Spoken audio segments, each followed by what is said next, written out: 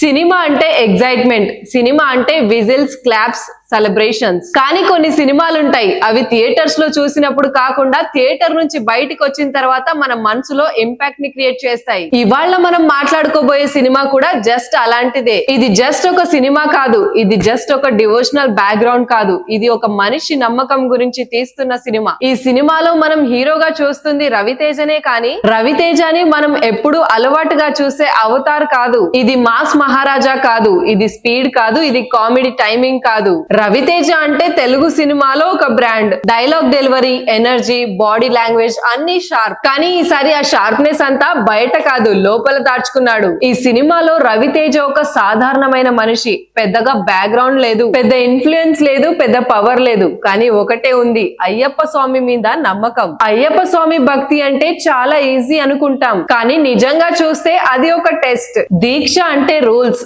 Rules అంటే sacrifice, sacrifice అంటే control, control అంటే పేషెన్స్. ఇవి అన్ని హీరో లైఫ్ లో ఎలా ఎంటర్ అయ్యాయో చాలా స్లోగా ఆ జర్నీని రియల్ గా ఈ సినిమాలో చూపిస్తారు. హీరో లైఫ్ లో problems, family responsibility, financial issues, society pressures ఇవన్నీ ఉంటాయి. కానీ దేవుడి మీద నమ్మకం కూడా ఇంకా ఎక్కువే ఉంది. ఈ సినిమాలో ఒక ఇంపార్టెంట్ విషయం ఉంది. దేవుడు అంటే మ్యాజిక్ కాదు, దేవుడు అంటే షార్ట్ కట్ కాదు, దేవుడు అంటే ధైర్యం. హీరోకున్న భక్తిని చూసి సొసైటీ అంతా డౌట్ పడుతుంది. భక్తి పేరుతో ఫ్యామిలీ రెస్పాన్సిబిలిటీస్ ని వదిలేస్తాడా? ఈ జడ్జ్మెంట్ హీరోని చాలా హర్ట్ చేస్తుంది. కానీ హీరో ఆర్గ్యూ చేయడు, ఎక్స్ప్లెయిన్ చేయడు, సైలెంట్ గా ఫార్వర్డ్ వెళ్ళిపోతాడు. ఈ సినిమా పోస్టర్ చూసిన వెంటనే ఒక స్ట్రాంగ్ విజువల్ ఇంపాక్ట్ ఉంటుంది. బ్లాక్ డ్రెస్, మాల, భక్తుల మధ్యలో నిలబడి ఒక చిన్న అమ్మాయిని ఎత్తుకొని ఉండడం. ఈ ఫ్రేమ్ లో హీరోయిజం లేదు, యాటిట్యూడ్ లేదు, పవర్ లేదు, భక్తి మాత్రమే ఉంది. ఈ సినిమాలో కొన్ని సీన్స్ ఉంటాయి, హీరో ఏం మాట్లాడడు,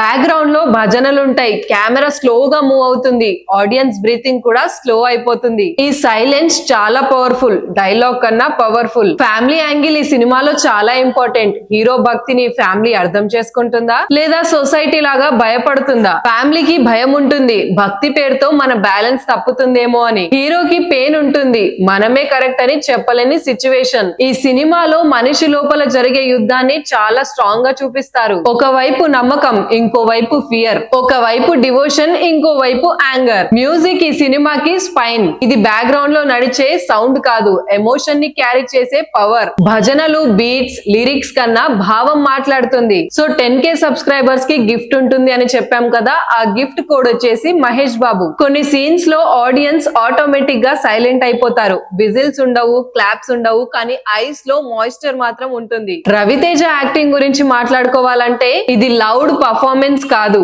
చాలా మెచ్యూర్డ్ అండ్ రెస్టెంట్ యాక్టింగ్. ఐస్ లో భక్తి, ఫేస్ లో పెయిన్, బాడీ లాంగ్వేజ్ లో డిసిప్లిన్. మాస్ మహారాజా ఇమేజ్ నుంచి బయటికి వచ్చి ఇలాంటి ఒక రోల్ చేయాలంటే గట్స్ ఉండాలి. ఈ రోల్ రవితేజ కెరియర్ లో ఒక టర్నింగ్ పాయింట్ అవ్వచ్చు. ఇది ఒక సెక్షన్ ఆడియన్స్ కోసం కాదు, ఇది ఫ్యామిలీ ఆడియన్స్ కోసం. సినిమా చూశాక మనకి ఫైట్స్ కూడా గుర్తుకు రాకపోవచ్చు, డైలాగ్స్ గుర్తుండకపోవచ్చు, కానీ ఒక థాట్ మాత్రం మిగిలిపోతుంది. మనం దేవుణ్ణి ఎందుకు నమ్ముతున్నాం? కష్టాలు తీర్చడానికా, లేదా కష్టాలు ఫేస్ చేయడానికా? మాస్ యాంగిల్ ని పక్కన పెట్టి ఒక డివోషనల్ యాంగిల్ ని చూస్ చేసుకున్న హీరో జర్నీ ఇది. మరి ఈ ఇరుముడి సినిమాని మనం థియేటర్స్ లో డెఫినెట్ గా చూడాలి. సో ఇదే ఇవాల్టి మన వీడియో. సో మీ ఒపీనియన్ ఏంటి? మాస్ హీరో ఇలాంటి డివోషనల్ రోల్స్ చేయగలడా? మీ థాట్స్ కామెంట్ లో చెప్పండి. వీడియో నచ్చితే లైక్ చేయండి, ఛానల్ ని సబ్స్క్రైబ్ చేయడం మర్చిపోకండి. మళ్ళీ ఇంకో స్టోరీతో కలుద్దాం.